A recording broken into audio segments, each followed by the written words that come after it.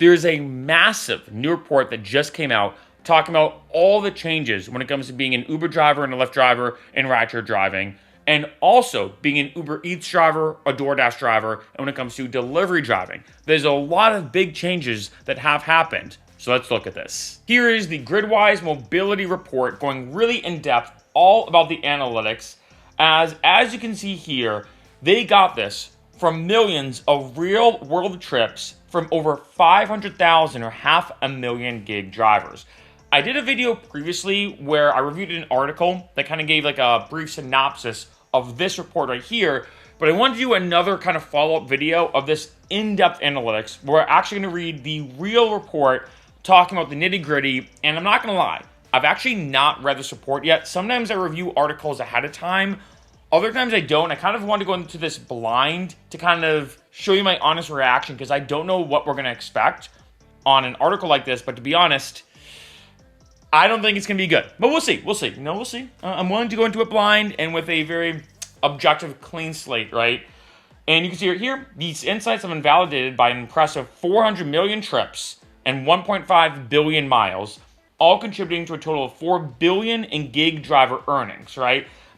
This report includes findings from a survey conducted with 528 active gig drivers and 1,000 gig service consumers, right? So there's a lot of data in this report that they basically compiled together all about what 2023 was like. And as you can see here, they're going to offer insights, or you can look at this and maybe gain your own insights into what can be anticipated in 2024. So although this seems like a while ago, remember this report mainly focuses on 2023. So in some cases they do compare it to the previous year because obviously 2022 was a couple years ago.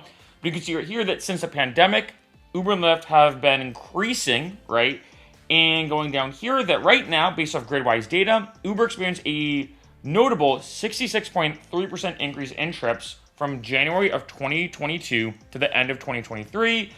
And Lyft, not as much, but still 52.1% rise. So we can see right here, in terms of January of 2022, it's interesting that right here, looks like in May of 2023, Lyft actually took the lead. And then Uber's just been crushing it, right? So it seems like May of last year, for whatever reason, May was Lyft's month of last year, And now, here's where we are, which is still high, right? So you can see, especially going down here, and of course, January of 2022, using kind of the baseline, there's been a significant increase in both apps, which is good. Remember, the more people that use Uber and Lyft, the more money the drivers make, and especially, like I said, in this, in all these videos, in this kind of series that I've done about documenting what's been going on with Uber and Lyft, then in general, there's starting to be too many drivers on the road. So to compensate for that, the more people that use Uber and Lyft is, of course, only going to be beneficial to helping out that issue. Now going down here, despite Lyft getting some market share, reaching a peak of 38% of June 2023, Uber maintained its leading position in the market. That makes sense. As of November of 2023, Uber held a 65% market share in rideshare trips within the United States, specifically when compared to Lyft. So Uber, of course, still has this leading position in the rideshare market, right? We can see here of how many rides were happening. So in terms of April, it is interesting though that although it seemed like up here in terms of growth, that May seemed to be, I think, the only month I can see here that surpassed Uber. There's still, a significant amount in terms of the rideshare trips that it seems like Lyft's only really getting, on average, about a third, it seems like. So, for example, every 3 rides that happen when it comes to the ride-sharing world, Lyft is really only getting 1 of them. Uber's getting the other 2 on average, right? This is not 100% true, though, right? Like here, it's actually 37.2%, which seems like the highest, actually, on the beginning of 2022. But then here, it seems like, Uber started to, right there, Uber started to really get more. But now, when it comes to delivery driving, this also includes delivery driving as well. DoorDash increased by 34%, which is interesting. And then Uber Eats trips have plateaued, right? In terms of the trips, people ordering Uber Eats and everything. GrubHub faced a decline. So you can see that here. I'm not gonna lie, personally, I feel like when I order food, which is very rarely, but when I do, I usually do it through Uber Eats. And I think the reason why, at least for me, in case you're curious, and I don't know if this data is indicative of this or not, But when you download the Uber app, and I don't know when they put this GUI feature in, it not only shows you Uber, of course, it's an Uber app where you can order an Uber, but you can also order delivery right on the Uber app. You do not need to download the second app of Uber Eats. I think back in the day you used to have to do that, or you did have to do that, and now, although you can still download the Uber Eats app, you don't have to. It is interesting, I'm not going to lie, that DoorDash is growing as much as it is. I'm going to be honest, I genuinely don't know why. GrubHub, I feel like GrubHub's always been the one that's just kind of there. I never really used GrubHub, so that's not too surprising that GrubHub's kind of lost steam. But I am surprised that Uber Eats is plateauing, given the GUI integration of Uber with Uber Eats. I am in shock that this is such a crazy growth when it comes to DoorDash, and I don't know why. Is it maybe because people are getting used to maybe ordering delivery more? Is it maybe that people are maybe using it to get... I don't know. Let me know what you think in the comments. That probably so far in this article is actually the most shocking to me. I mean, nothing's too surprising, just as we've looked at that Uber is doing better than Lyft. No surprise there. But this is pretty shocking to me. This is the first time I've seen any kind of analytic like this comparing DoorDash to Uber Eats to GrubHub. And it makes sense that Uber Eats plateauing. I guess I could maybe see that. GrubHub not doing as well or losing steam. I could definitely see that too. But DoorDash getting, I mean, that is a crazy spread if you look at kind of the baseline. For DoorDash to just be spiking up, I mean, that is a wild, insane growth. Kind of interesting, right? Let's see. DoorDash's growth spurt has bolstered its grip on the market, starting the year with a 75% share of trip volume compared to GrubHub and Uber Eats. It expanded to 78.6% by December of 2023. Uber Eats held on to a fifth of the market, and GrubHub lagged with only a 2.7% market share. This paints a picture of a highly competitive sector where DoorDash is successfully carving out an even larger piece of the pie, leaving its rivals to play catch-up. That is, I mean, look at this. I think the visual, it's one thing to see this, but looking at this, the visualness, I mean, that is crazy that GrubHub is like a sliver. This is like a very, very small, section. And they're looking at this gigantic blob of red when it comes to DoorDash. So, yeah, delivery ranks high as gig driver performance. Food delivery emerges as the preferred choice over rideshare or grocery delivery. That is kind of interesting to me, to be honest. This is something that could be an entire dedicated video in itself. I'm very curious about this. Again, remember, I'm reading this in real time, so a lot of this I'm kind of reacting to and giving my honest reaction. That shocks me. I did not like delivery driving when I've done it. Maybe I'll do another video about it. I plan to at some point. I plan to do a video here in LA being like, all right, I'm going to do delivery driving for one day and almost like record maybe a 6-hour long vlog in a sense and show you how much money or not how much money I'm making. Because you're here, delivery ranks high as gig driver performance. That shocks me. Food delivery is preferred over grocery delivery. That makes sense. But over rideshare, when asked to select all gig driving activities they have undertaken the past 12 months, 76% of surveyed drivers highlighted their involvement in food delivery, surpassing the 28.8% in rideshare and 32.2% in grocery delivery. It's important to note that drivers often participate in multiple categories simultaneously. That makes sense. The only thing I can think of, though, that makes maybe a little more sense is the lower barrier to entry. I think that's the top thing that, let's say you have, I'm making this up, your own vehicle, but it's a 2-door vehicle, not a 4-door, you can do Uber Eats or DoorDash. If, let's say you have a bicycle, you can do DoorDash and Uber Eats. If you have a motorized scooter, you can do this. If, let's say you're if you're 19 years or older, you can do delivery driving. But if, let's say you're under 21, you can't drive for Uber. If you're under 25, you can't drive for Lyft. So maybe it makes sense that just given the natural aspect, that it's easier to become a delivery driver. Maybe that's why. Also, I wonder if it's too that you don't have to deal with people. Maybe there is, to some people, this whole, and I get it too, that maybe if you're worried about being in a car with a stranger, the threat, both on terms of social anxiety, being like, oh, I don't want to have to talk to people, that's kind of annoying, but also maybe the threat of being like, oh, shoot, I don't want to be around people if they're drunk. And like, say, I know some people have told me this, like, oh, like I'm a girl and I'm driving, I don't want guys getting in my car and being sketchy, and I can definitely see that perspective, right? So, like, I think things like that maybe could add to it too. The fact that you have to deal with more people trapped I hate to use that word in an intense way, but you're contained, I think is maybe a bad word, in your car.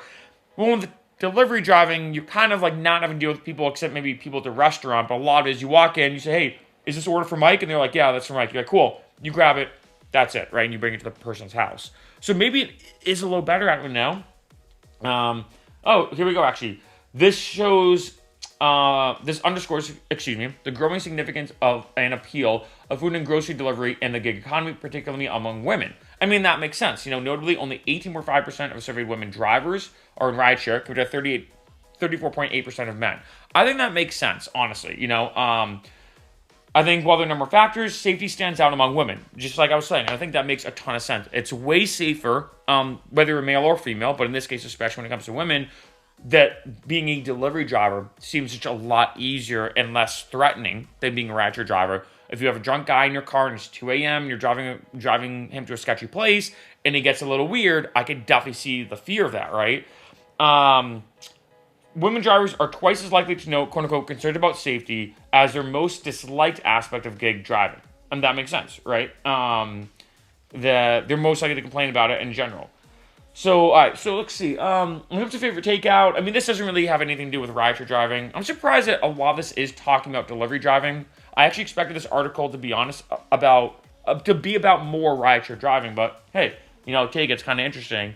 Dinner time, 5 to 11 ranks highest for consumer trip demand. That surprised me because every delivery driver I've talked to when I read reports online has said that the lunch hour is the best time to drive. Like if you want to do delivery driving, 11 a.m. to let's say 2 p.m. is optimal, but it seems like no, maybe things have changed where, people are like, nah, around delivery time. So let's see.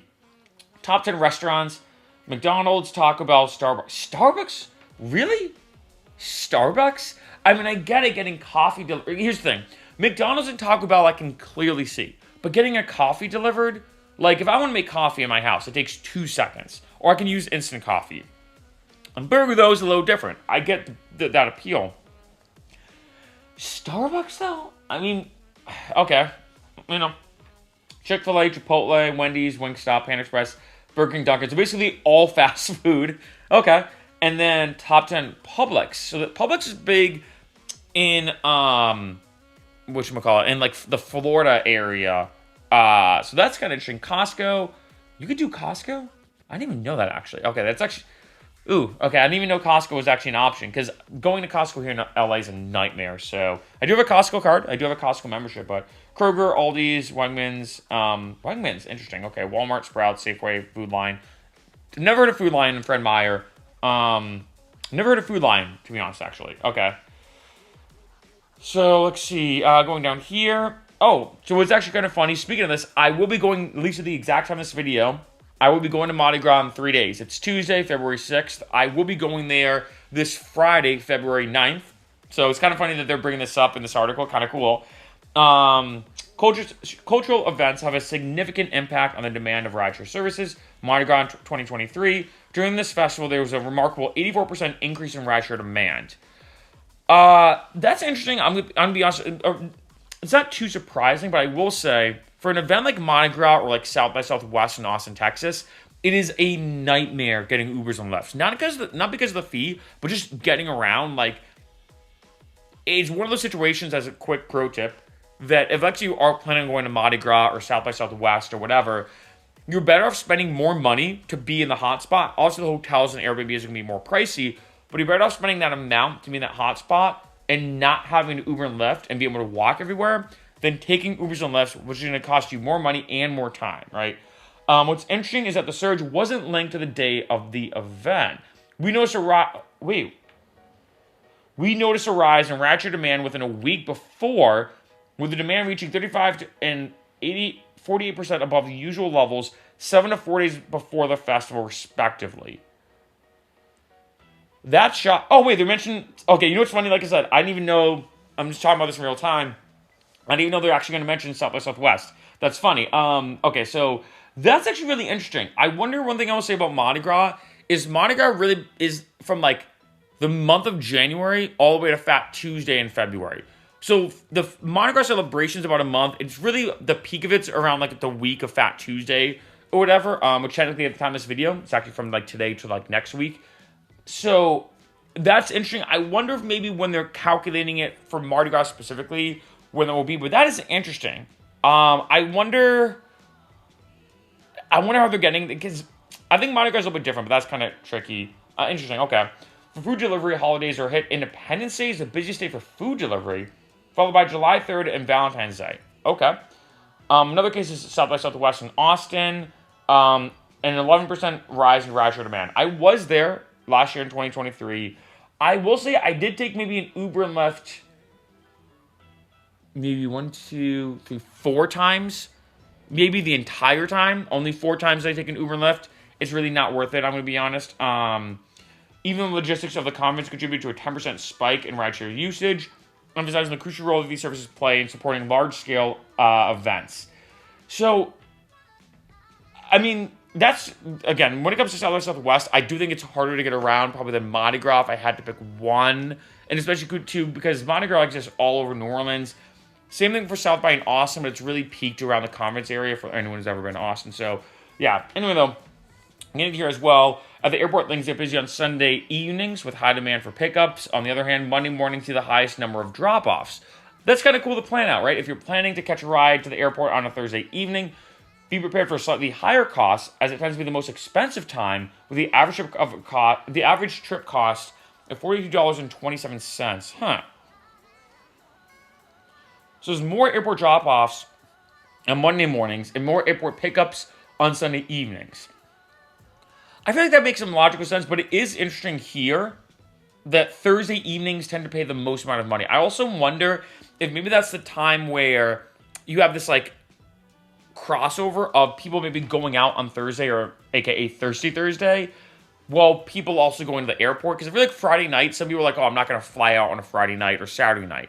You know, so maybe that's why that's like the perfect storm in a sense. So let's see, 2023 record book. Oh, wow, that's interesting.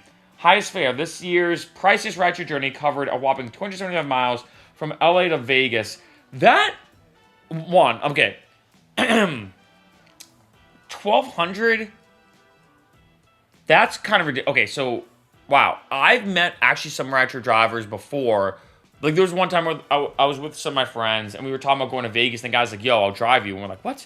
And he was like, no, I'll do it off the record. I'll charge you. I think he wanted to charge like $300. So it's funny that this is $1,200. I mean, obviously, I don't think I'd trust doing like a black ride, as it called, or like a dark ride, where like it's off the grid, you know, type thing. But that, I'm not gonna lie though. Although that is a lot and that is a decent distance, you're looking about 4.5 to 5 hours, to be honest, from LA to Vegas. I thought it'd be a little bit higher. Honestly, I would think that there would be a more expensive fare or like a longer ride. But you know, largest tip, it's kind of low.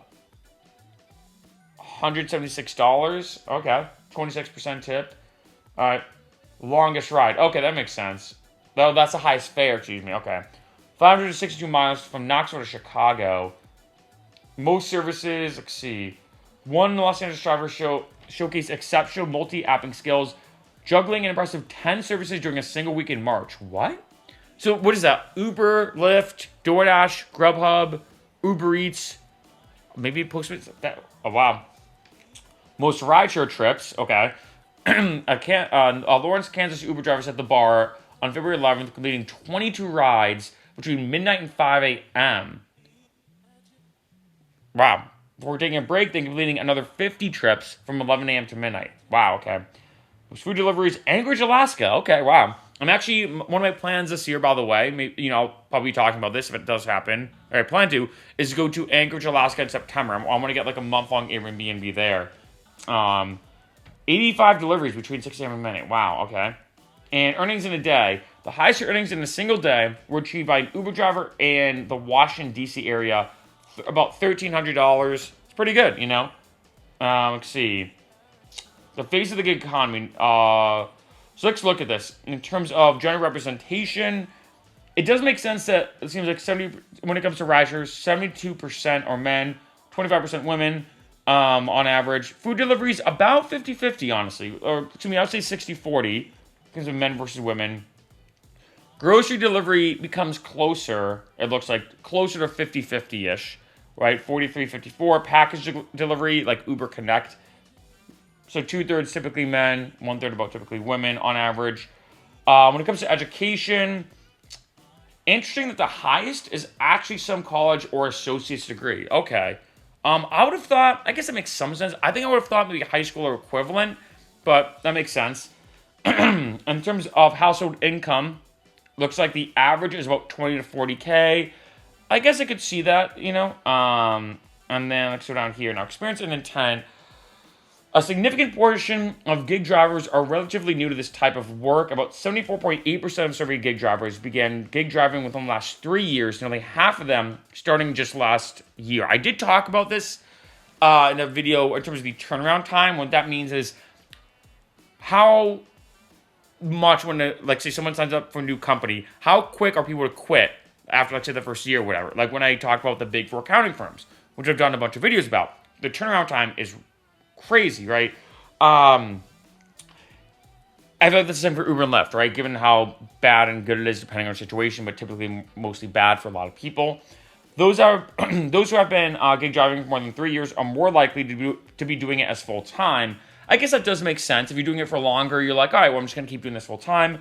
Well, only 34.7% of those who have less than 3 years of experience opt for the full-time driving. Makes sense. Right here, you see the big thing. That's pretty wild, actually. 3/4 of drivers started in the last 3 years. A half of drivers, I mean, if you took 100 Ubers or Lyfts, 50 of those on average would have started in the last year, which shows you that that's not that good.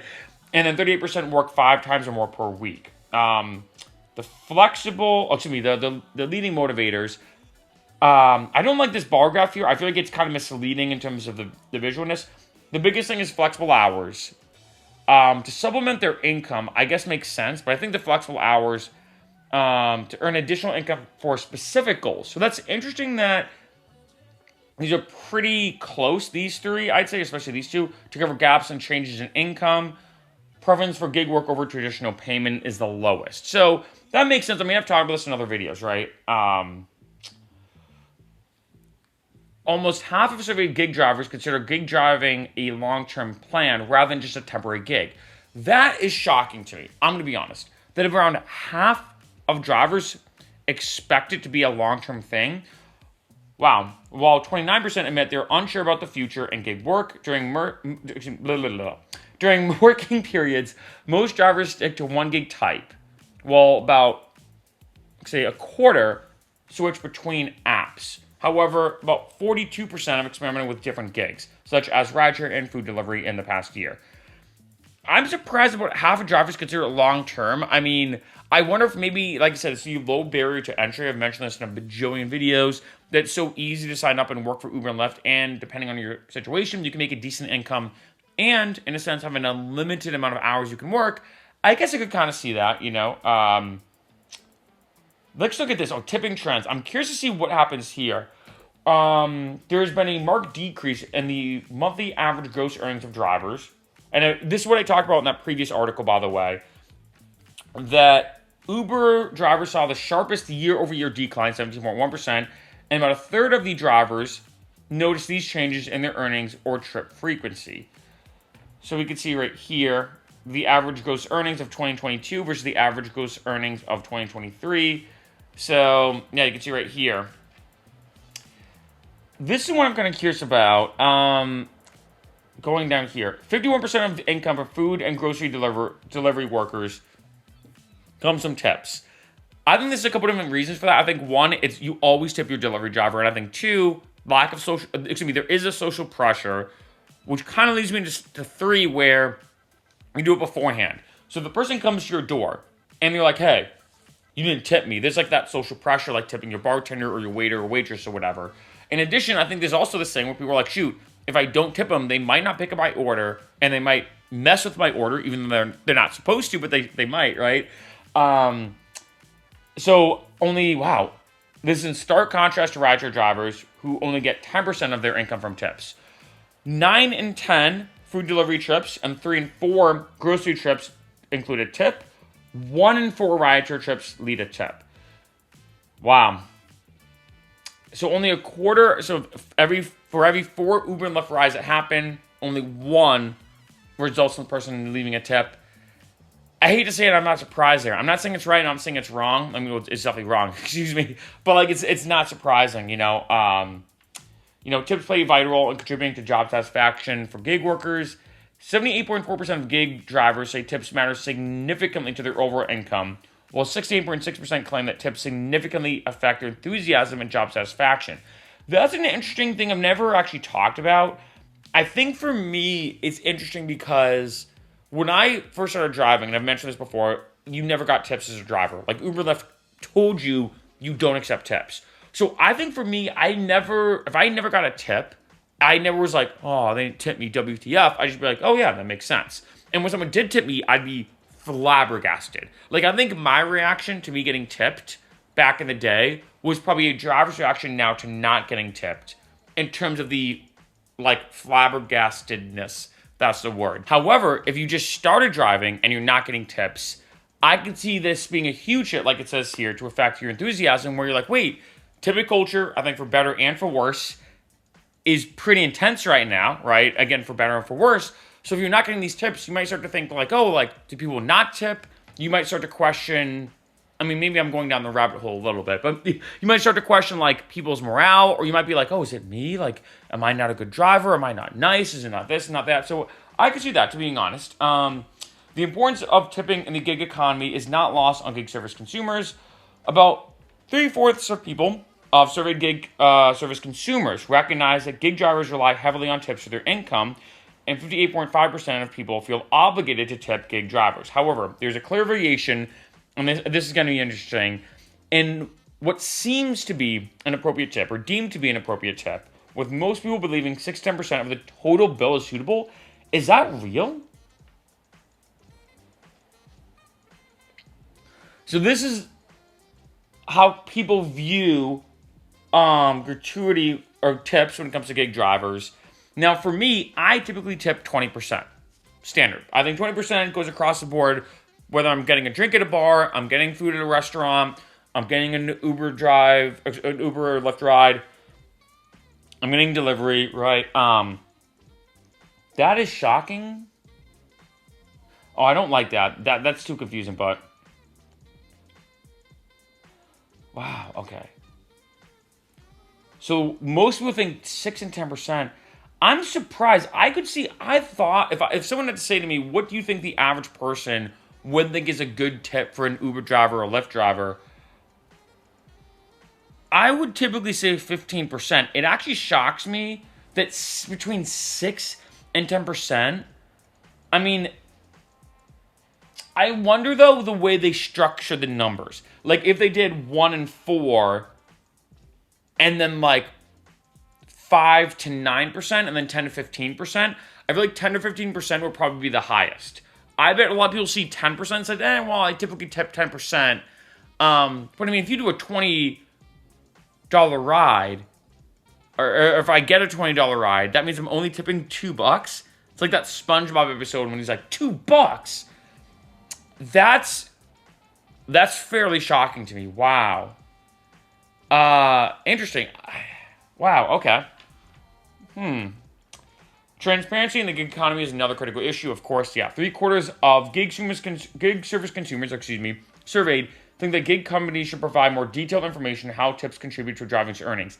That's also shocking to me. Now, granted, it is important to understand, and this is important for anything, that we live in what I'm going to call the Uber and Lyft bubble. It is no surprise to anybody watching this video, any driver out there, that yes, we keep 100% of our tips. So to us, it seems kind of stupid to be like, wait, what do you mean you don't understand how tips contribute to a driver's earnings? It's the same thing I know when a lot of accountants are like, wait, people don't know what a CPA is? It's like, no, in the accounting world, everyone knows what CPA is. Most people have a rough idea, or maybe have never heard of it, right? Stuff to say.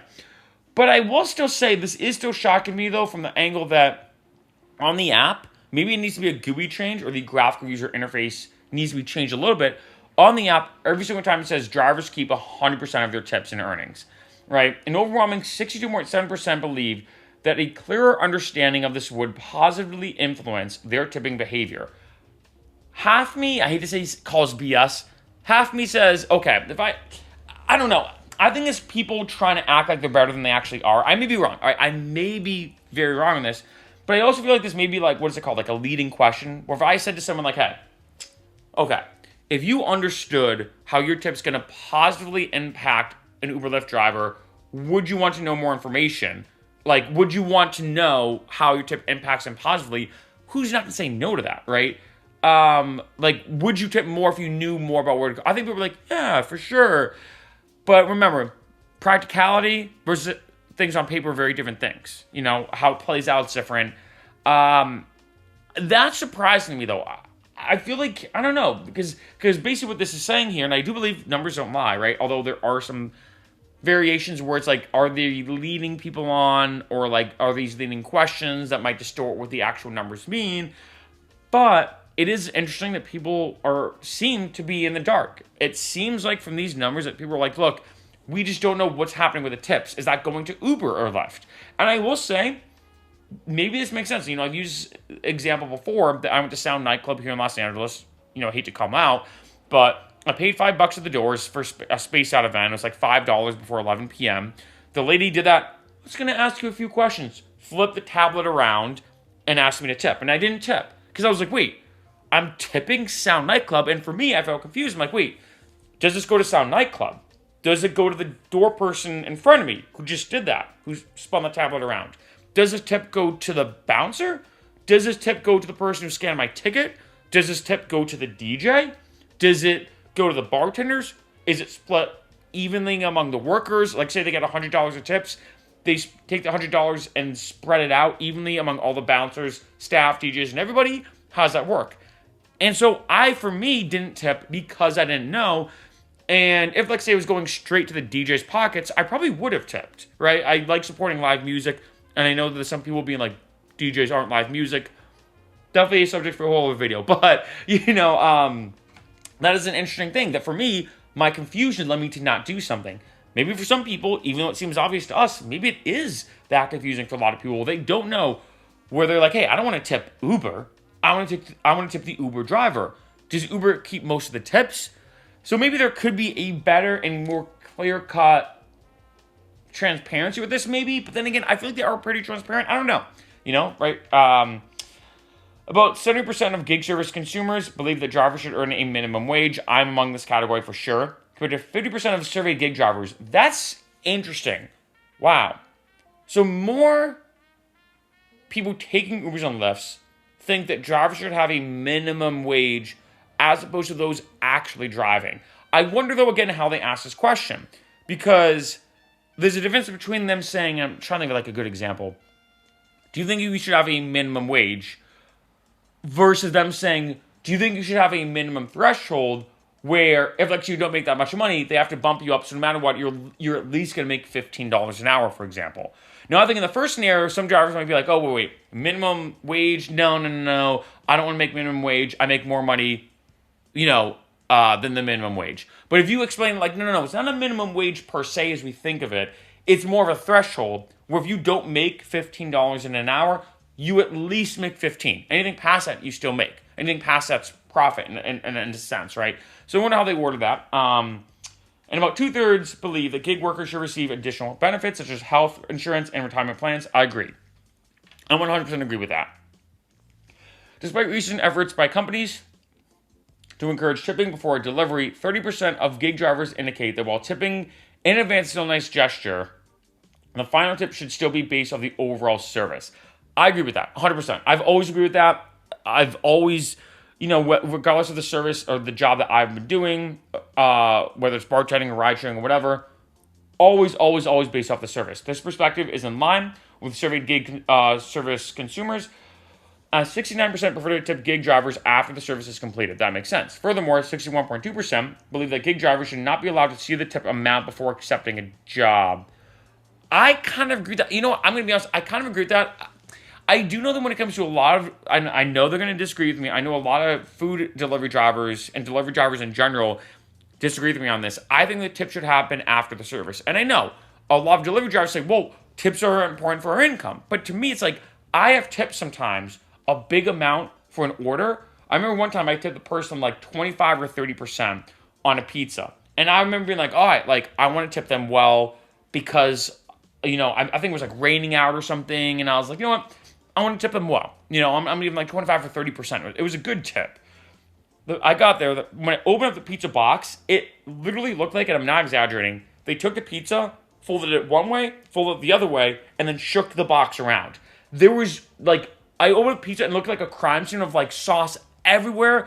I saw, like, slices folded in half and twisted around. Like, and I'm just like, what? Not only was this not, like, not only did they not deserve a tip, in my opinion, but they did not deserve a tip as high as even I gave them, right? I think tips should happen after the service. Now, I know some delivery drivers, it's kind of the chicken before the egg, say, well, no, whole other subject, whole other video. But yeah, I mean, when it comes to the tip amount, I don't know. I do kind of agree with that to an extent, I will say. Gotta say, pretty interesting article overall. There's a lot of things in that, like I said, that I really did not expect. I am kind of glad that I read this blind. Like I said, sometimes I do read the article beforehand and I kind of cover it real quick. Other times I react to it in real time. And what's interesting as well, I might as well say, I thought this article, which I'm kind of glad about, I thought this article would focus more on how much money, like say, drivers are making. It seemed like they didn't really do that as much as the logistics and how the logistics are changing and the perspectives are changing when it comes to rideshare driving, delivery driving, and the gig economy in general. Which I'm not gonna lie, I'm happy about that actually, because I feel like I've done so many videos about the good and the bad and the ugly of Lyft and Uber, about how drivers are not making that much money, and all this kind of more negative stuff, even though I do try to make my videos as positive as possible. I also like to be transparent as possible. But in an article like this, I'm kind of glad it was more of a look. We're just going to tell you the numbers, the analytics. We're going to tell you about kind of everything when it comes to delivery driving and rideshare driving. Gotta say, it's interesting that at the end of the day, no matter what, when it comes to the gig economy, when it comes to rideshare driving, when it comes to delivery driving, whether you're for it or against it, whether you're looking at the good, the bad, or ugly, the good, the bad, or the ugly, there's one fundamental truth, and that is delivery driving, rideshare driving, and the gig economy is continuing to increase at a rapid pace.